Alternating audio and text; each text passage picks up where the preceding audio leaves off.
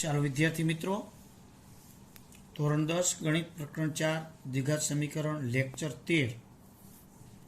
લેક્ચરની દ્રષ્ટિએ આપણે આમ જોવો તો આ છેલ્લું લેક્ચર છે, પછી નો આવડતું હોય તો શીખવાડવામાં આવશે. હવે તમારી ચોપડીમાં નથી પણ પેટીસુકમાં છે એવા એક બે દાખલાઓ આપણે જોઈ લઈએ. તો અહીંયા 2 અંકોની એક સંખ્યાના અંકોનો ગુણાકાર 15 છે. જો તે સંખ્યામાં 18 ઉમેરવામાં આવે તો મળતી નવી સંખ્યા તે મૂળ સંખ્યાના અંકોની અદલાબદલી કરવાથી મળતી સંખ્યા બને છે. તો તે મૂળ સંખ્યા શોધો. આવા દાખલા આપણે ચેપ્ટર નંબર 3 દ્વિચલ સુરેખ સમીકરણમાં જોયા હતા, બરાબર ને મિત્રો? પણ એમાં એવું હતું, અંકોનો સરવાળો આપતા, અંકો કેટલા ગણા છે તેવું આપતા. અહીંયા અંકોનો ગુણાકાર આપ્યો છે. તો અંકોનો ગુણાકાર આપે એટલે આ ચોથા ચેપ્ટરનો જ દાખલો થાય. પણ આપણે અહીંયા 2 ચલ ધારીને દાખલો ઉલટાનો સરળ થાય. એકની કિંમત બીજા મૂકવામાં સરળતા રહીએ. જો મિત્રો બરાબર ધ્યાનપૂર્વક સમજો આપણે કેવી રીતે એને સમજી શકાય. 2 અંકોની એક સંખ્યાના અંકોનો ગુણાકાર 15 છે. 2 અંકની સંખ્યા છે. જોજો, 2 સંખ્યા નથી. 2 અંકની સંખ્યા હોય એટલે એકમ અને દશક આવે. 2 સંખ્યા હોય તો એક સંખ્યા અને બીજી સંખ્યા આવે. તો અહીંયા આપણે 2 અંકોની સંખ્યા છે એટલે આપણે ધારો કે એકમનો અંક, આપણે એકમનો અંક ધારી લઈએ. ધારો કે એકમનો અંક x અને દશકનો અંક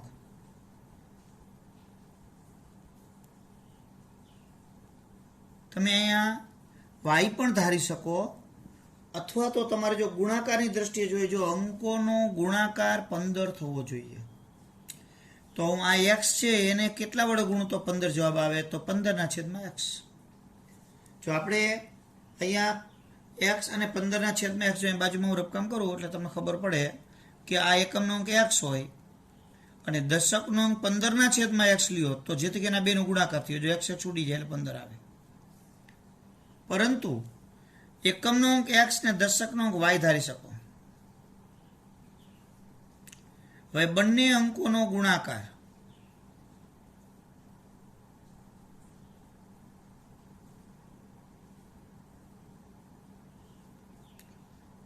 છે, આપણને આપ્યું છે. તો આપણે બંને અંકોનો ગુણાકાર એટલે x અને y એનો ગુણાકાર એટલે xy બરાબર 15. અને આપણે y ની કિંમત બીજા સમીકરણમાં મૂકવી પડશે, કારણ કે ગુણાકાર આવે એટલે મૂકવી જ પડે ફાઇનલ. તો અહીંયા જ આપણે કરતા બનાવી દઈએ તો y બરાબર 15/x. એટલે આપણો દશક કોણ છે? દશક y છે. એટલે y ની કિંમત 15/x. કોઈ એમ કે આવું સાહેબ ન કરીએ અને ડાયરેક્ટ જ 15/x મૂકી દઈએ તો દશક ચાલે, જે ફાવે તો ઉત્તમ. નહીતર આ રીતે કે એકમ x ને દશક y, નહીં તો દશક 15/x. હવે આ એકમ ને દશકનો ગુણાકાર કરો, x ગુણ્યા 15/x એટલે 15 જ આવે. બે રીતે કરી શકો. હવે આપણે બીજી શરતમાં જોઈએ, જો તે સંખ્યામાં 15 ઉમેરવામાં આવે, તે સંખ્યા એટલે કઈ? મૂળ સંખ્યા આવે તો મળતી નવી સંખ્યા તે મૂળ સંખ્યાના અંકોની અદલાબદલી કરવાથી મળતી સંખ્યા બની જાય છે. તો એના માટે આપણે પહેલા મૂળ સંખ્યા લેવી પડશે. તો મૂળ સંખ્યા આપણે જાણીએ છીએ કે એકમને 1 વડે અને દશકને 10 વડે ગુણવા પડે. તો એકમને 1 વડે ગુણીએ એટલે x, દશકને 10 વડે ગુણીએ એટલે 10y. આ આપણી મૂળ સંખ્યા થઈ. પછી બીજું, અંકોને અદલ બદલ કરવાથી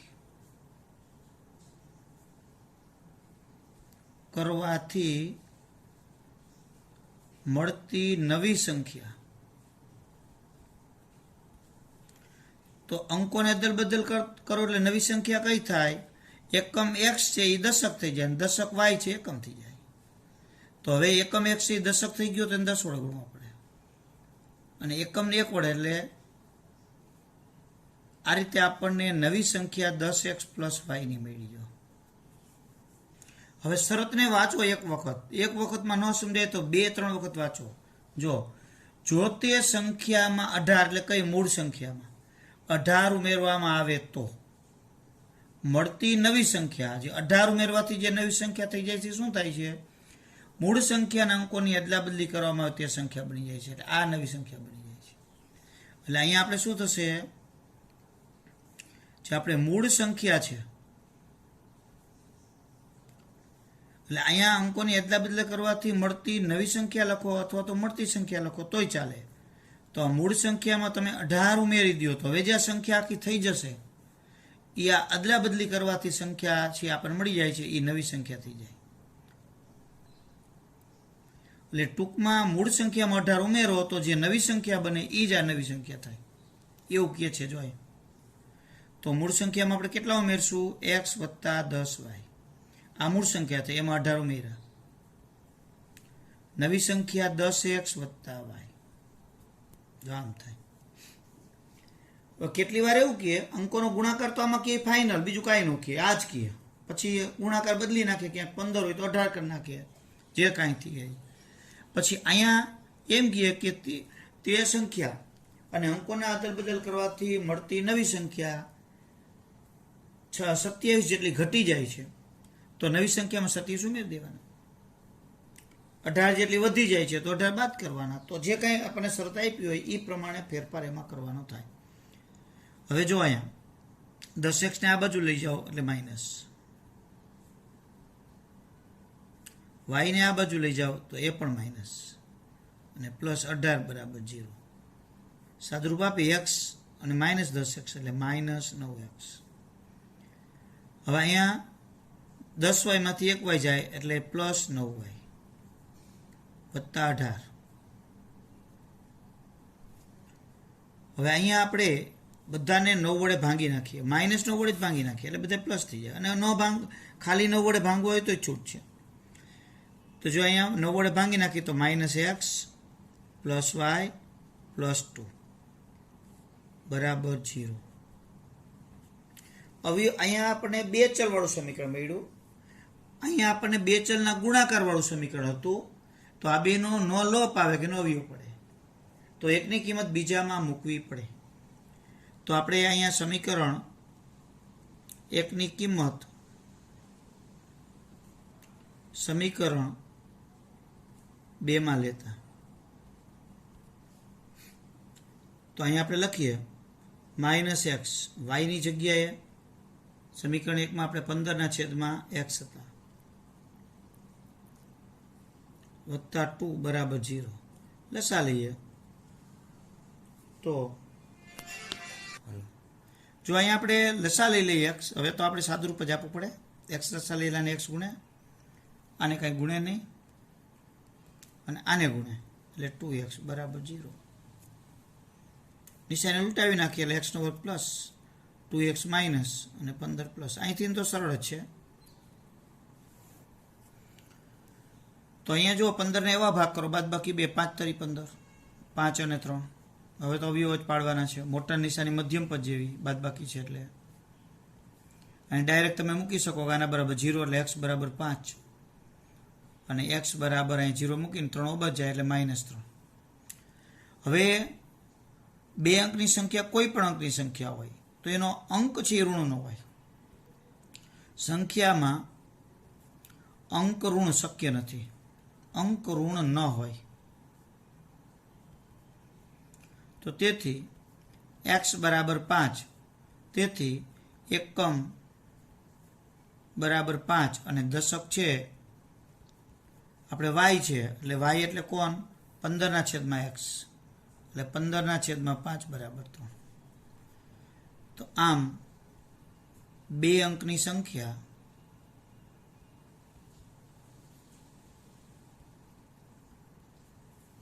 આપણી કઈ છે?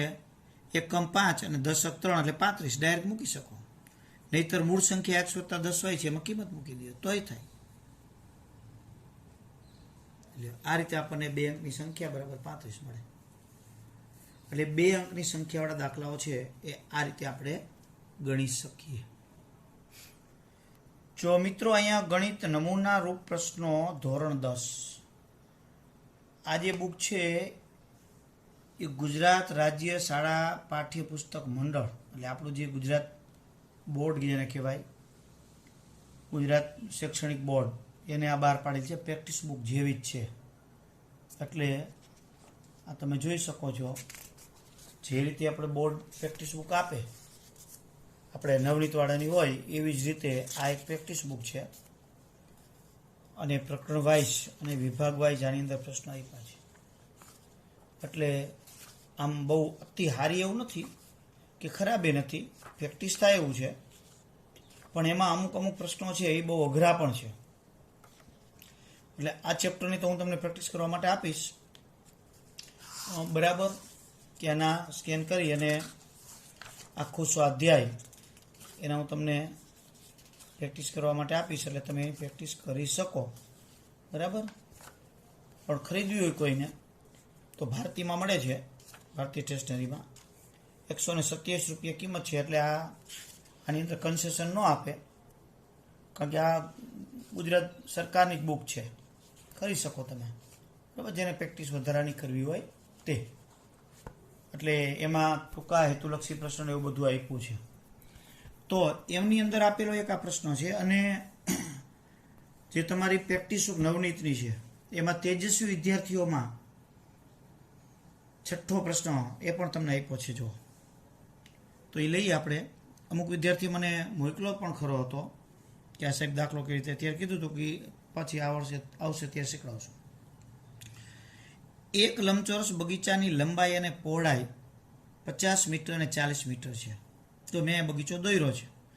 ઓલી નમૂનારૂપ પ્રશ્ન પત્રો હતા એમાં તો આ દાખલો છે જ, એમાં તો આકૃતિ દોરીને આપી છે. તો 50 મીટર લંબાઈ અને 40 મીટર પહોળાઈનો અહીંયા તમને એક લંબચોરસ બગીચો આપ્યો છે. તેની અંદરની ચારે બાજુ એક સમાન પહોળાઈનો, જો અંદરની ચારે બાજુ આમે આ બાજુ એટલે કે આ બાજુની સાઈડમાં પહોળાઈ, આ બાજુ અને આ બાજુ બધી બાજુ સરખી જગ્યા રહે, એટલે સમાન પહોળાઈનો, એટલે આ આખો રસ્તો છે એ સમાન પહોળાઈનો રસ્તો રાખીને વચ્ચે લંબચોરસ હોજ બનાવેલ છે. નમૂનારૂપ પ્રશ્નપત્રમાં તળાવ કીધું છે કે જે હોય તે, આપણે તો એનું કામ છે. જો રસ્તાનું ક્ષેત્રફળ 1184 મીટર સ્ક્વેર હોય, આ ખાલી રસ્તાનું, જો મેં આ સાઇનિંગ કર્યું છે એનું, તો હોજની લંબાઈને પહોળાઈ શોધો લ્યો. તો હોજની લંબાઈને પહોળાઈ કઈ રીતે શોધશું? આનું ક્ષેત્રફળ 1184, લંબાઈ અને પહોળાઈ આપણને આપી દીધી છે. એટલે સ્વાભાવિક જ વિચારે હોશિયાર હોય કે સાહેબ આખા આ બગીચાનું ક્ષેત્રફળ શોધી લ્યો, લંબાઈ ગુણ્યા પહોળાઈ, એમાંથી આ રસ્તાનું બાદ કરી નાખો તો હોજનું ક્ષેત્રફળ મળે. પણ હોજની લંબાઈ પહોળાઈ શોધવી છે, તો એની લંબાઈ પહોળાઈ કેવી રીતે લેવી? તો આ દાખલો આપણે પાસે થોડીક બુદ્ધિ માગી લેવો છે. હાવ સરળ દાખલો નથી. જેનું બુદ્ધિનું કામ હોય, આમ અત્યંત હું સમજાવું છું, એ સમજ્યા પહેલાં સ્ટોપ વિડીયો કહીને પોતે જાજીવાર વિચારે કે શું કરશો, અને પોતાની જાતે ગણી દઈએ તો એ સાચું કહેવાય. લ્યો, ખરેખર ગણી જ દેવો જોઈએ ને. હવે આટલી પ્રેક્ટિસ કરવાથી ગણાઈ જ જવો જોઈએ. અને તમારે પ્રેક્ટિસ કરવી તો હું તમને CBSEના પ્રશ્નો જે આપણે બાકી છે, પછી એ પ્રશ્નરૂપ નમૂનારૂપ પ્રશ્નોના બાકી છે, નવનીતના એક MCQ બુક છે એના પણ પ્રશ્નો બાકી છે. એટલે આવા બધા પ્રશ્નો ઘણા બધા આપણી પાસે, જો આવી નવનીતની આ બુકો પણ આપણી પાસે છે, લગભગ 30-35 બુકો, એ પણ તમને પ્રેક્ટિસ કરવા માટે આપશું આપણે. જો આમાં બધા હેતુલક્ષી જ હોય, 100-150 હેતુલક્ષી દરેકની અંદર હોય. થોડાક તો હું તમને પ્રેક્ટિસ પણ આજે કરાવીશ ટાઈમ રહેશે તો. અને બાકી તમે પ્રેક્ટિસ મારી પાસેથી બુક લઈ જઈ, બરાબર, અને પ્રેક્ટિસ કરી અને પાછું ચેપ્ટર થઈ જાય તો જમા કરાવી શકો.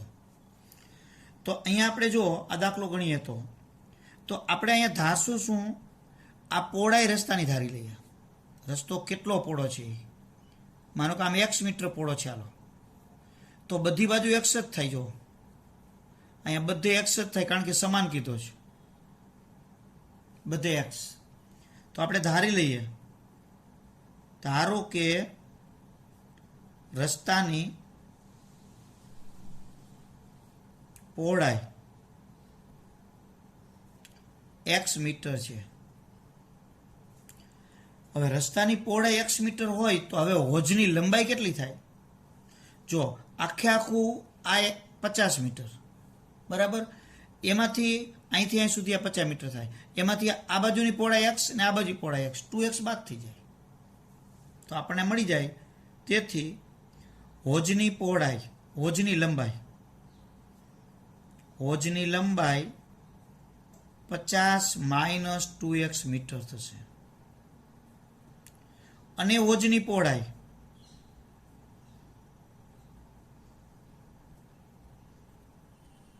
તો આમ 40, એમાંથી આ x ને આ x બાદ જો આખું 40 થાય એમાંથી, તો 40 - 2x મીટર.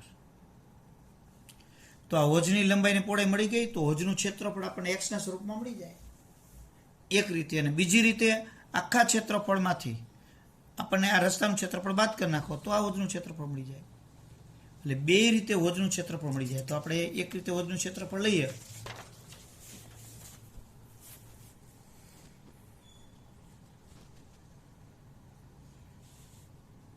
બરાબર. તો તેથી હવે હવે લખો હોજનું ક્ષેત્રફળ બરાબર લંબાઈ ગુણ્યા પહોળાઈ. તો લંબાઈ એની આવી હતી 50 - 2x, પહોળાઈ આવી હતી 40 - 2x. હવે આ બેનો ગુણાકાર કરવો પડે. તો આ 50 2 ને ગુણે 50, 40 ને ગુણે એટલે 5 ચોક 20 અને 2 ને 1 1 0. 50 2x ને ગુણે એટલે 100x વત્તે ઓછે ઓછા. આને ગુણે એટલે -80x ઓછે ઓછે વત્તા 2 2 ને 4x સ્ક્વેર. એટલે આ રીતે થાય. હવે આનું સાદુરૂપ આપી દઈએ.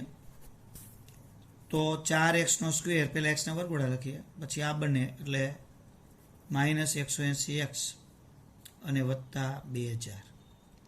નંબર 1. તેમજ હવે હોજનું ક્ષેત્રફળ શોધવા માટે આપણે પહેલા તો આખા બગીચાનું ક્ષેત્રફળ લઈએ. તો બગીચાનું ક્ષેત્રફળ તો લંબાઈ ગુણ્યા પહોળાઈ. તો બગીચો છે એ 50 મીટર લાંબો અને 40 મીટર પહોળો, એટલે 2000 મીટર સ્ક્વેર થયો. અને રસ્તાનું ક્ષેત્રફળ આપણને આપેલું છે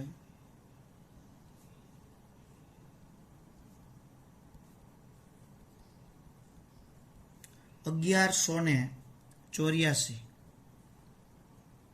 મીટર સ્ક્વેર. તેથી અથવા તો આ પરથી હોજનું ક્ષેત્રફળ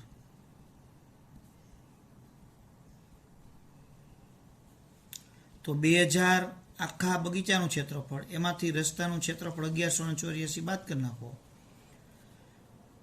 તો 816. તો 10 માંથી 4 જાય એટલે 6, 9, 9 માંથી 8 જાય એટલે 1, અને અહીં વધ્યા 9, 9 માંથી 1 જાય તો 8, અને અહીં 1 થી 1 માંથી 1 જાય 0. હવે 1 નંબર ને 2 નંબરને સરખાવો, કારણ કે બે હોજના ક્ષેત્રફળ છે. 1 અને 2 ને સરખાવતા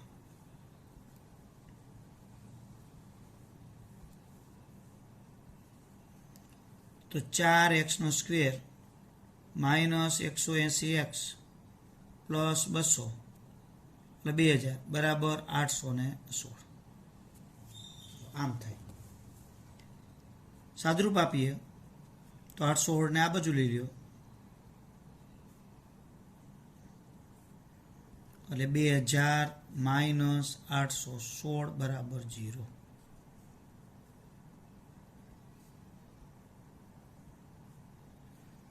તો 2000 માંથી 816 ને બાદ કરો એટલે પાછા 1184 પાછા આવે.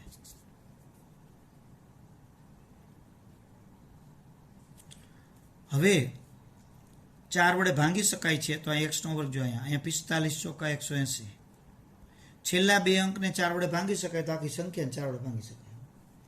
છેલ્લા એક અંકને 2 વડે ભાંગી શકાય તો આખી સંખ્યાને 2 વડે ભાંગી શકાય.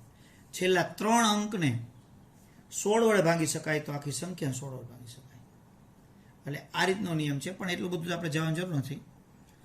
તો અહીંયા 16 ને 8 વડે, છેલ્લા 3 અંકને 8 વડે. તો અહીંયા આપણે 4 વડે ભાંગીએ એટલે 4 એકુ 4, 4 દુ 8, 11 માંથી 8 જાય એટલે 3 એટલે 38, 9 ચોક 36, 2 એટલે 24, તો આ 6 ચોક 24, પછી 6 ચોક 24, 2 9 ચોક 36, 2 38 અને 4 4 2 8 3 બરાબર છે. તો અહીંયા આપણને આવું એક સમીકરણ મળ્યું, x² -45x વત્તા 296.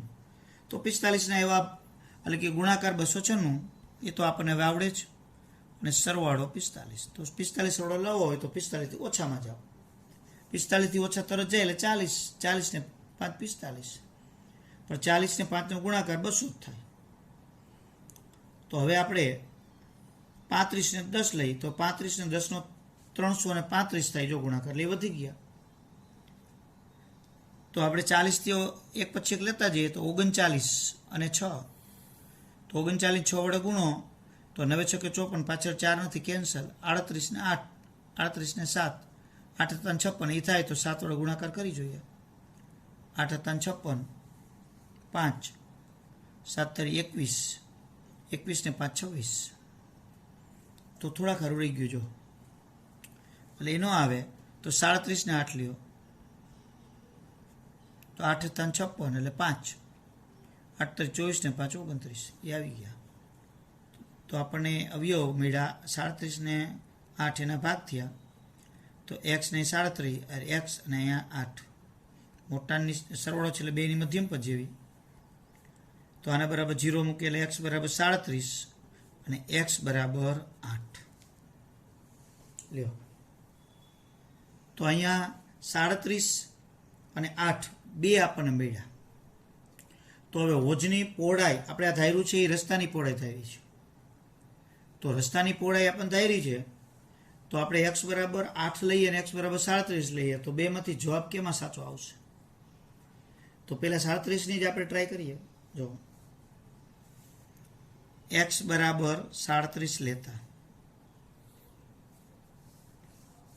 તો હવે આપણે અહીંયા હોજની પહોળાઈ લઈએ કે હોજની લંબાઈ લઈએ, જો તો 50 - 2x આપણે આવી હતી, એમાં કિંમત મૂકીએ તો 50 માઇનસ 2 ની જગ્યાએ 37, તો 50 - 74 તો -24. તો અહીંયા લંબાઈ ઋણ શક્ય નથી,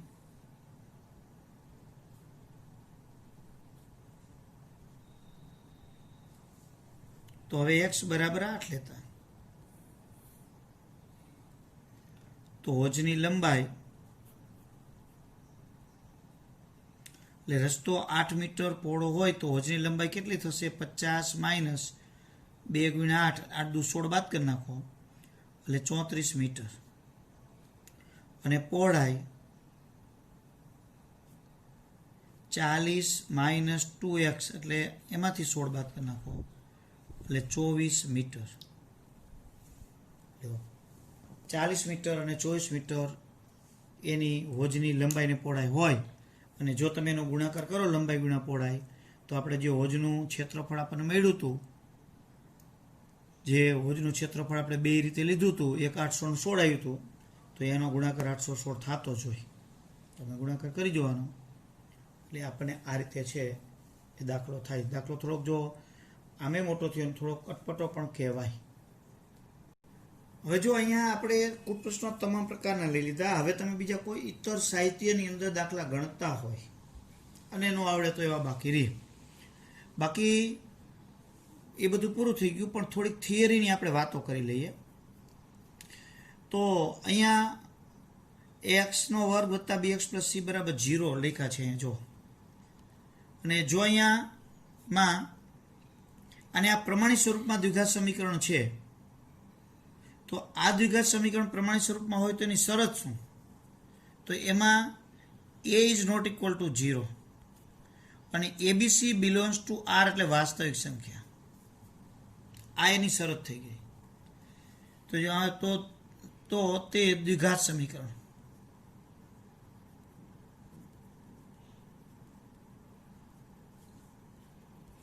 પણ પરંતુ x² + bx + c બરાબર 0 ન હોય, ખાલી આમ જ હોય, x² + bx + c ખાલી આટલું જ, એમાં એ 0 ન હોય, અને એબીસી બિલોંગ્સ ટુ આર હોય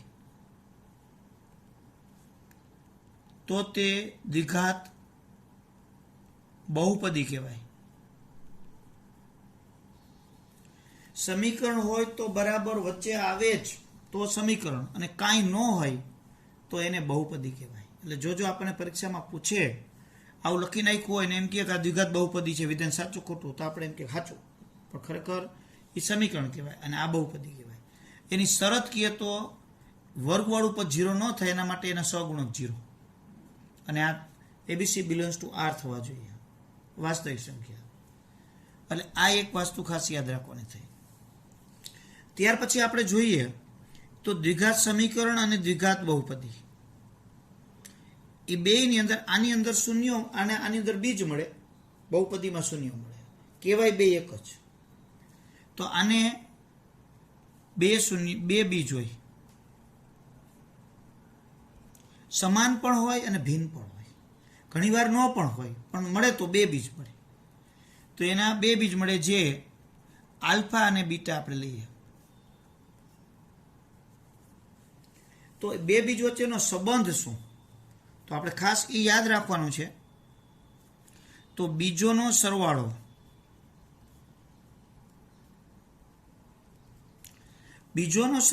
એટલે આલ્ફા વત્તા બીટા. જે રીતે બહુપદીની અંદર બીજોના શૂન્યનો સરવાળો હતો એ જ રીતે બીજોનો સરવાળો થાય, અને એનું સૂત્ર થાય બીના છેદમાં એ.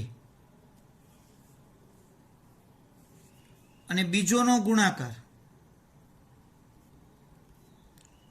જે બહુપદીમાં હતા એ જ વસ્તુ છે, આલ્ફા અને બીટા એ બીજોનો ગુણાકાર થયો, તો સીના છેદમાં એ. અહીંયા જે આપણે આલ્ફા અને બીટા જે બે બીજ ગણતા હતા એ ખરેખર આપણું સૂત્ર થઈ ગયું -b પ્લસ વર્ગમૂળની અંદર b² -4ac છેદમાં 2a, અને બીટા છે એ -b² -4ac છેદમાં 2a. એને x કયો તોય ભલે, આલ્ફા ને બીટા કયો તોય ભલે, પણ બીજોનો સરવાળો -b ના છેદમાં, બીજોનો ગુણાકાર c ના છેદમાં, જે બહુપદીના ચેપ્ટરમાં શૂન્યનો સરવાળો ગુણાકાર લેતા હતા એ જ વસ્તુ. એમાંય દ્વિઘાત બહુપદી હતી, અહીંયા દ્વિઘાત સમીકરણ છે. આટલો ડિફરન્સ. એટલે ખાસ આપણે યાદ રાખવાનું છે. એ સિવાય કઈ કઈ વસ્તુ યાદ રાખવાની છે સાંભળો. જો ax² વત્તા bx પ્લસ c બરાબર 0 ના બીજો આલ્ફા અને બીટા છે, એમાં ખાસ યાદ રાખો જો બીજો વિરોધી હોય, પરસ્પર વિરોધી હોય તો બીટા બરાબર 0, ખાસ બી બરાબર 0. બહુપદીમાં આપણે જેમ કીધું હતું એ જ વસ્તુ અહીંયા વિરોધી હોય તો બીટા બરાબર 0. શું કામ? કેમ કે વિરોધી બીજ હોવાથી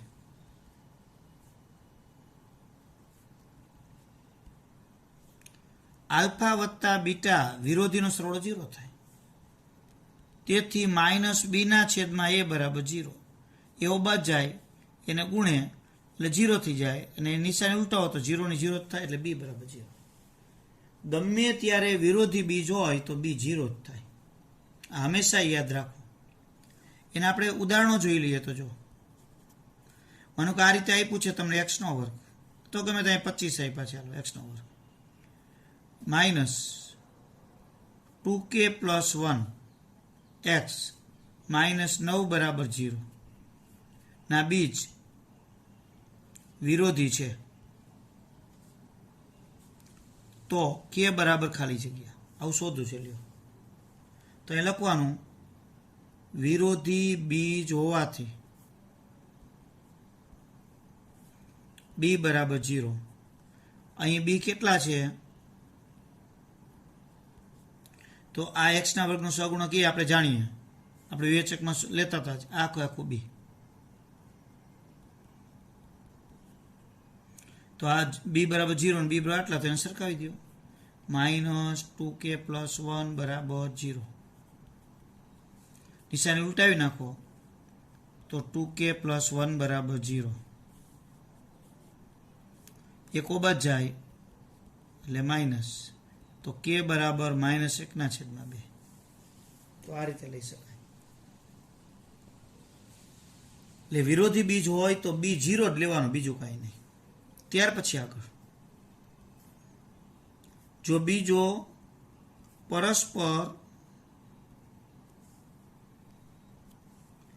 પરસ્પર વ્યસ્ત હોય તો એ બરાબર સી. વ્યસ્ત હોય તો એ અને સી સરખા. ખાસ યાદ રાખો આ બધી વસ્તુ, બરાબર. ક્યારે 0 ને ક્યારે એ બરાબર સી. વ્યસ્ત હોય તો એ બરાબર સી. કેમ કે આપણે અહીંયા જોઈએ કે વ્યસ્ત બીજ હોવાથી 2 નો ગુણાકાર 1 થાય. વ્યસ્ત એટલે શું? ગુણાકાર 1. કોઈ પણ 2 વ્યસ્ત સંખ્યાનો ગુણાકાર 1 થાય, બરાબર 1 થાય, બરાબર. અને ગુણાકાર 1 છે અને આલ્ફા ગુણ્યા આનું સૂત્ર શું? પરંતુ આલ્ફા ગુણ્યા બીટા બરાબર સી/a. તો તેથી સી/a બરાબર 1. તો એ બરાબર સી, કારણ કે આ બચ જાય એટલે એ બરાબર સી. એટલે આ રીતે થાય. ઉદાહરણ તરીકે આપણને પૂછે કંઈક, તમને એમ કીધું કે અહીંયા 2k - 1 x² plus 10x plus 11 બરાબર 0 ના બીજ વ્યસ્ત છે.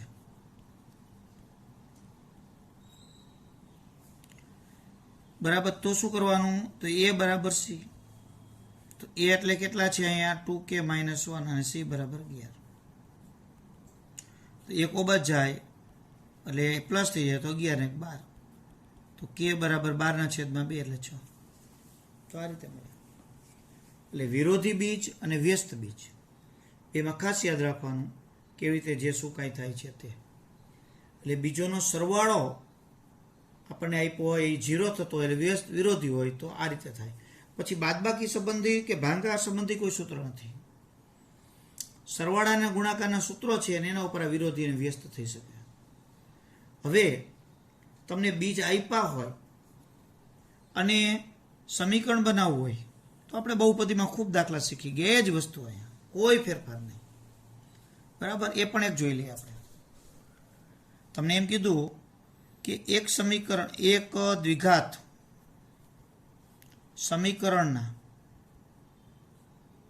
બીજ આલ્ફા અને બીટા છે, અથવા 2 બીજ આપ્યા છે, તો તે સમીકરણ, તો આપણે જે બહુપદીમાં હતું એ જ રીતે સમીકરણમાં સીધું જ લખવાનું તમારે અહીં x², જો માઇનસ બંને બીજનો સરવાળો એને ગુણ્યા x વત્તા બંને બીજોનો ગુણાકાર બરાબર 0. બહુપદીમાં આપણે શું કરતા? px બરાબર લખતા હતા. એ સમીકરણ નહોતું, એ બહુપદી હતી. અહીંયા બહુપદી, અહીંયા સમીકરણ છે. એટલે એ જ પેટર્ન, એ જ વસ્તુ, જે 2 બીજ છે એનો સરવાળો અહીંયા મૂકવાનો, એ ગુણાકાર. આ રીતે લઈ શકાય. અથવા કોઈ વિચારે કે મારે તો એક બીજ છે ને x બરાબર ગણવા છે, આને x બરાબર ગણવા છે, પછી 2નો ગુણાકાર કરવો છે, તો પણ ચાલે. તો x - એક બીજ, બીજા કૌંસમાં x - બીજું બીજ બરાબર 0 લઈ શકાય. શું કામ? તો કે જે બીજ આવ્યા છે એક્સની કિંમતો જે આપણે અવયવ પાડીને શોધીએ છીએ, તો x બરાબર આલ્ફા અને x બરાબર તમે બીટા લ્યો, પછી એને આ બાજુ લઈ જાઓ એટલે x 0 અથવા x - બીટા બરાબર 0. હવે આ 2 0 છે, એનો ગુણાકાર કરો તો 0 જ થાય.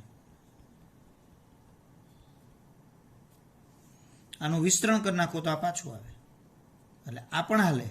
જો આનું વિસ્તરણ કરો તો x², આને ગુણો એટલે -βx, આ આલ્ફા x અને વત્તા આલ્ફા બીટા બરાબર 0, x².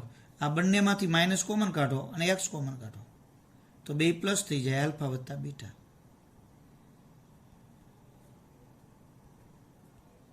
એટલે આ પણ ચાલે અને આ પણ ચાલે, એટલે આ ગમે તે ચાલે.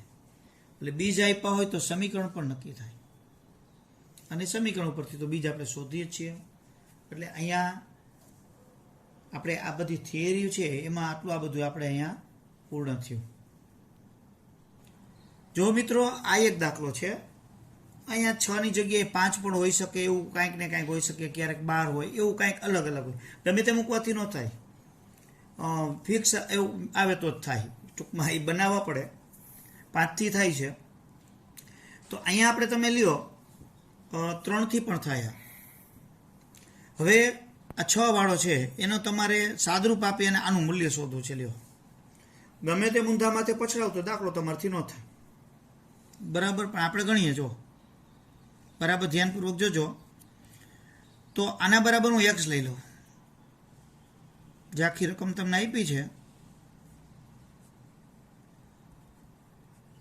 અનંત આમ જાય છે, એના બરાબર અનંત જાય છે, આયલા જ જાય, જો ડોટ ડોટ ડોટ, બરાબર x લેતા. તો આવું જ્યારે અનંત જાય એના બરાબર x થયા, તો x ની કિંમત આપણને મળે એ અનંત જાય એની કિંમત મળી ગઈ કહેવાય. હવે બંને બાજુ વર્ક કરી નાખો, તો વર્ક કરું તો 1 વર્ગમૂળની નિશાની ઉડી જાય, અહીંથી ચાલુ થાય.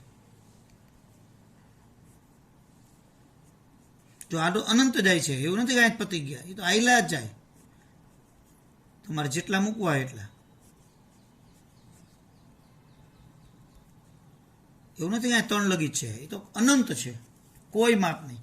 અનંતમાંથી 1 બાદ કરો તો એ અનંત જ રહે, તો આયલા જ જાય. આના બરાબર હવે x, તો આ બાજુ વર્ક કરો એટલે x નો વર્ક થયો. જો મેં શું કર્યું, બે બાજુ x નો વર્ક કર્યો, તો અહીંયા x નો વર્ગ ને આ બાજુ 1 વર્ગમૂળ નિશાન ઉડી ગઈ. તો કાન ખજૂરાનો એક પગ ભાંગે તો કાંઈ ફેર ન પડે, કાન ખજૂરો જ કહેવાય. એના જેવું છે કે આ અનંત રૂટવાળા છે, તો એમાંથી 1 વર્ગ ગયો તે અનંત જ રહે. તો આ જે છે આટલો આ ભાગ એ અનંત જ છે, તો એના બરાબર x મૂકી દો, કારણ કે આપણે લીધેલો જ છે. તો હવે આ બેને ઓ બાજુ લઈ જાઓ તો માઇનસ થઈ જાય. 6 નો એવા ભાગ કરો, બાદ બાકી 1 થાય, તંદુ 6.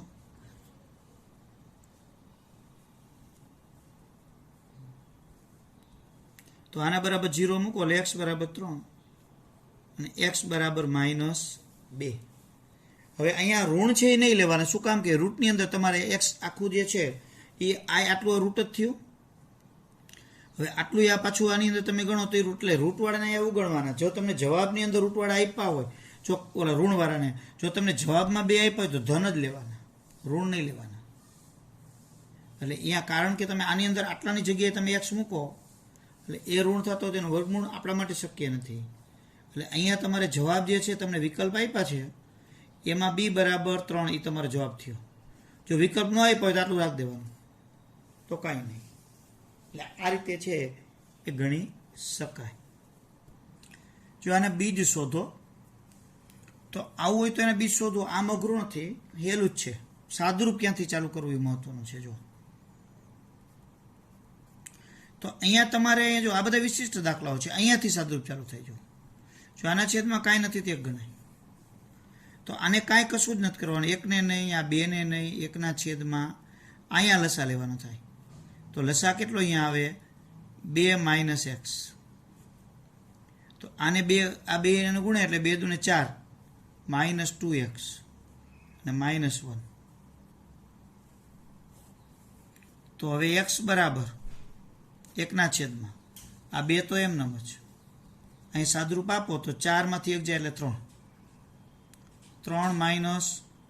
-2x છેદમાં. હવે આ છેદનો છેદ અંશમાં જાય એટલે હું ડાયરેક્ટ અંશમાં જ લઈ લઉં, 2 - x, એટલે આ જરૂર નથી.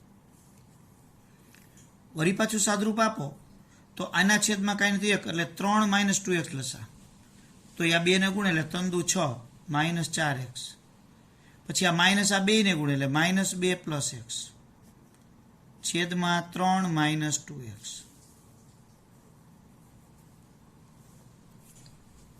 બરાબર. હવે જો સાદુરૂપ આપો તો અહીંયા 6 માંથી 2 જાય એટલે 4 વધે, અને 4x માંથી +x બાદ થઈ જાય એટલે -3x આવે, અને છેદનો છેદ અંશમાં 3 - 2x. જો આ રીતે આગળ આવેલું જાય. હવે આ ચોકડી ગુણાકાર આને ગુણે એટલે 4x - 3x નો વર્ગ બરાબર 3 - 2x. તો 3x માઇનસ બાદ જાય એટલે પ્લસ થઈ જાય, 4x બાદ જાય એટલે માઇનસ થઈ જાય, અને +3 ને -2x તો છે જ. સાદરૂપ આપીએ તો 3x નો વર્ગ -4x ને -2x એટલે -6x +3 બરાબર 0. 3 વડે ભાંગી નાખો, x નો વર્ગ -2x + 1 બરાબર 0. એકના એવા ભાગ કરો, સરવાળો 2, 1 1 1, જે અહીંથી આ રીતે થાય. એટલે આ બધા દાખલાઓ વિશિષ્ટ દાખલાઓ છે એમાં આવે. હવે એક દાખલો હું તમને શીખવાડું છું, બરાબર.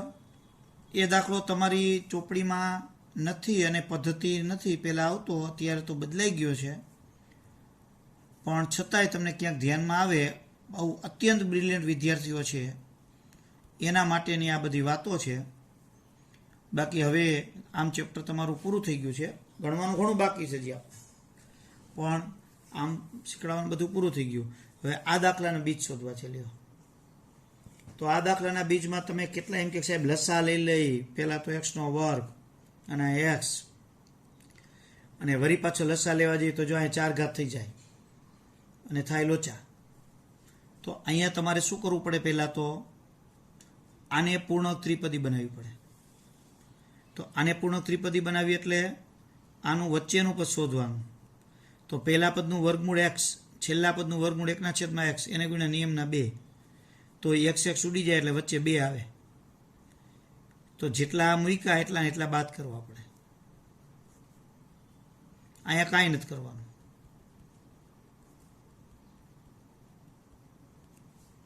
હવે આ વર્ગ એમનો, હવે આ પૂર્ણ ત્રિપદી થઈ ગઈ એટલે એના આવ્યો કેના, આ 3 પદના જ. પહેલા પદનું વર્ગમૂળ, વચ્ચેના પદની નિશાની, ત્રીજા પદનું વર્ગમૂળ કૌંસ પૂરો માથે વર્ગ.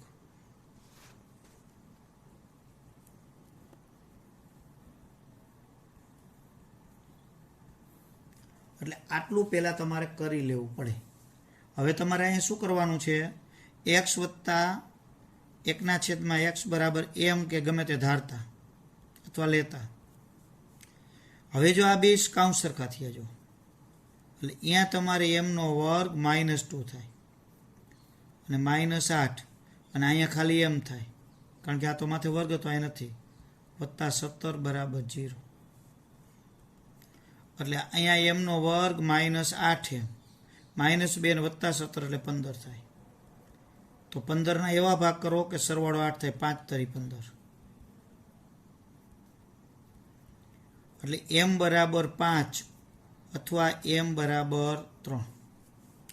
હવે m ની કિંમત મૂકી દઈએ. હવે m બરાબર 5 છે. હવે અહીંયા બે ભાગ પડશે.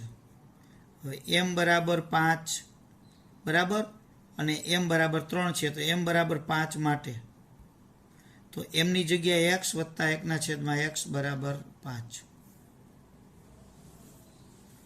તો એનો x લસા લઈ લઈ એટલે x નો વર્ગ વત્તા 1 વત્તા 5x, x નો વર્ગ -5x + 1 બરાબર 0.